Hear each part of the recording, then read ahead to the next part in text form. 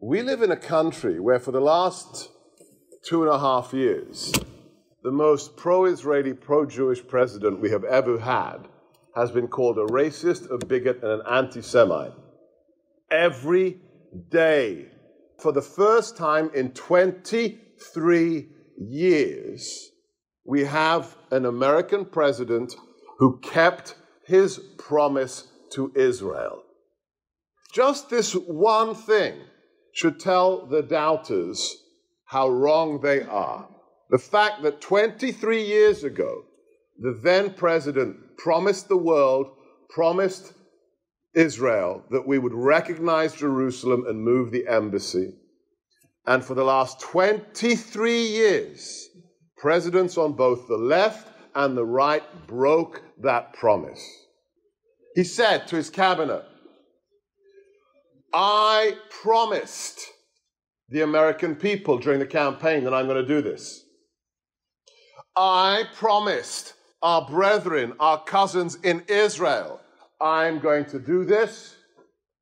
And then he added, oh, and by the way, it's the right thing to do. That is Donald Trump. Jason took a very amiable stance. He knew nothing about these issues. He was a lawyer, he was a businessman, very successful. He took on his shoulders a very tough job for the president, and he went into it absolutely neutral.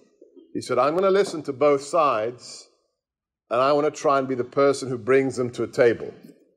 I'll listen to them together, and I'll be fair. And to his credit, Jason Greenblatt was absolutely fair and listened to them. Even though we tried to hint to him, only one side you are talking to actually wants peace. The other side doesn't.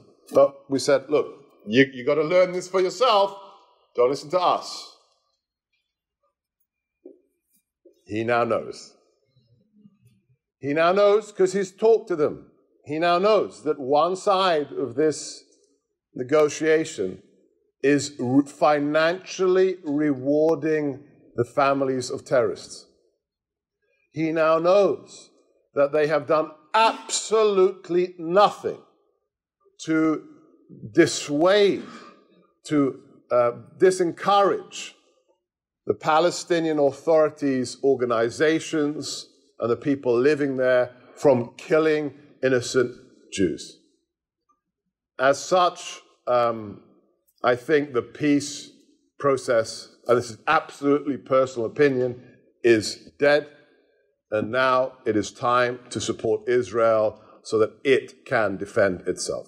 Because when they came after me personally in the White House, I had one publication, it was sadly a Jewish publication called The Forward, that wrote 40 hit pieces on me, calling me a Nazi, an anti-Semite, a fascist, a racist,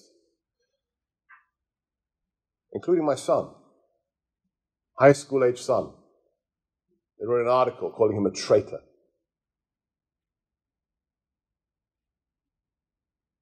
When those things were coming at me, I understood, hey, look, it's because I work for the president, and he's a friend of Israel, and he's standing up for the truth.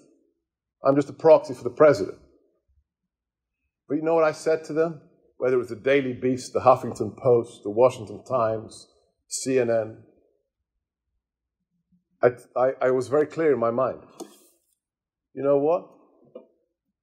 I don't have scars on my wrists from where they hanged me from the ceiling of the torture chamber. So bring it. Bring it. Because it's just words. So my message to you, and it's not a cop-out, because I've lived it and I have the right to say it.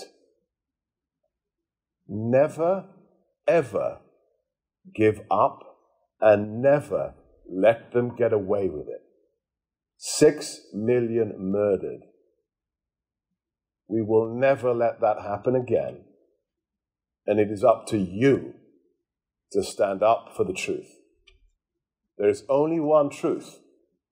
And every time we say, oh, I'm not going to risk my grades, or I don't want to get kicked out of the cool kids club at school, so I'm going to just not comment when they say BDS is cool. Every time we do that, they win. Every time they do that, a soul cries out saying, will you not stand for my memory?